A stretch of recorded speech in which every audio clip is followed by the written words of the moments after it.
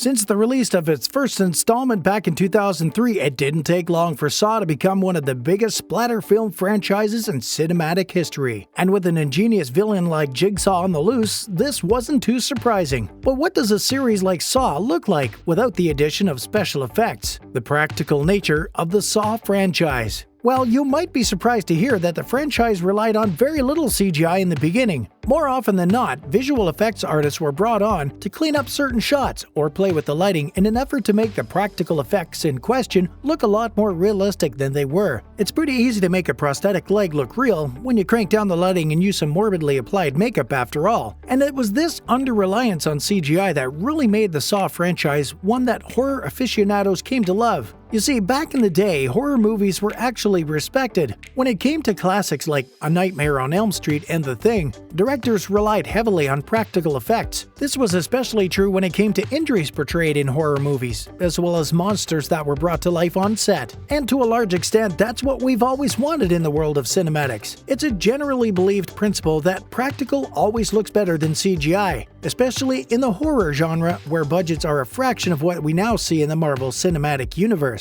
In spite of this widely accepted principle, though, modern-day directors have distanced themselves from practical effects over the last few years, instead choosing to take the easy road by hiring visual effects companies to make their movies look good. But as we mentioned earlier, James Wan was not one of those directors. He wanted to elicit a visceral reaction from the audience by making the traps in question look as realistic as possible. Sure, they were over the top, but sawing off a prosthetic leg looked a lot better than what any visual effects company could do on his limited budget. As such, he leaned heavily into the use of practical effects on set, creating a movie franchise that is still respected for breathing life back into the genre of body horror. Before we take a look at how things actually looked on set though, let's single out some instances of CGI to show how there was never an over-reliance on the medium. The virtual blood splatter that was later introduced. As the franchise continued forward, James Wan was faced with a bit of a problem. The audience was no longer getting shocked by the various ways in which Jigsaw's victims were perishing at the hands of the madman. Because he had done so well in eliciting visceral reactions over the years, fans had come to expect a certain amount of blood and gore. That is, after all, why people actually ended up watching the franchise, which didn't exactly have the greatest story accompanying it. To really kick things up a notch, the world-class director decided to add some more gore to the mix, which would hopefully fit over-the-top expectations of the fan base. The decision to use visual effects to add blood splatter was not the best one that Wan had ever made though, with many craving the practical effects that were used in the first few installments. But with a limited budget at his disposal, this was unfortunately the only way forward.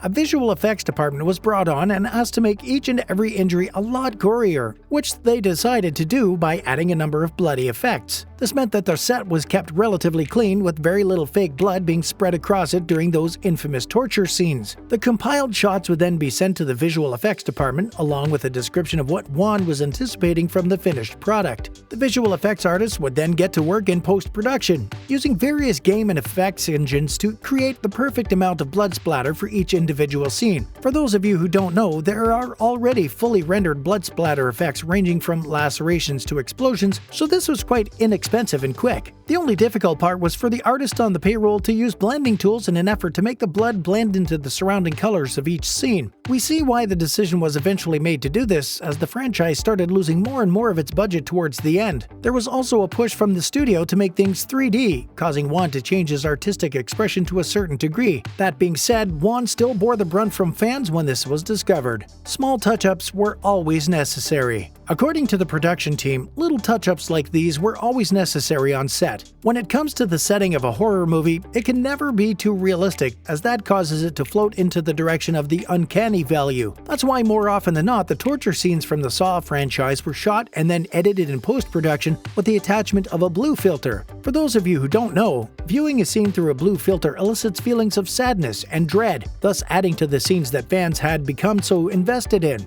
Think back to the first movie, for example, which received critical approval because of its dark setting and reliance on practical effects. The set itself was quite bright though, allowing the actors in question to hit their marks perfectly without struggling to find them. Add a blue filter to this scene though, and you have yourself a darkened set that feels a lot better in the context of a horror film. This isn't the only CGI after effect that was added to the franchise though. Using practical effects can be pretty damning after all. Something you think is going to look incredible might have the opposite effect and need to be cleaned up by the virtual effects department in post. A great example of this is the infamous moment when our leading man cuts off his foot with a saw in the first installment. This was achieved using a prosthetic foot that had been painted with makeup with the intention of making it look far more real than it was. That being said, only so much can be done with the magic of makeup. So the visual effects artists were brought on to touch up the scene in post, darkening the shadows of the image and making the foot pop when set against the background. So as much as the fans of Saw franchise have blamed Whannell for straying from his original path, there was always somewhat of a reliance on CGI. Not as much as we see in other film franchises, but enough to make a difference. But now that we've covered some of the visual effects used throughout the series, let's take a look at the practical ones for which James Wan was commended. Number 1.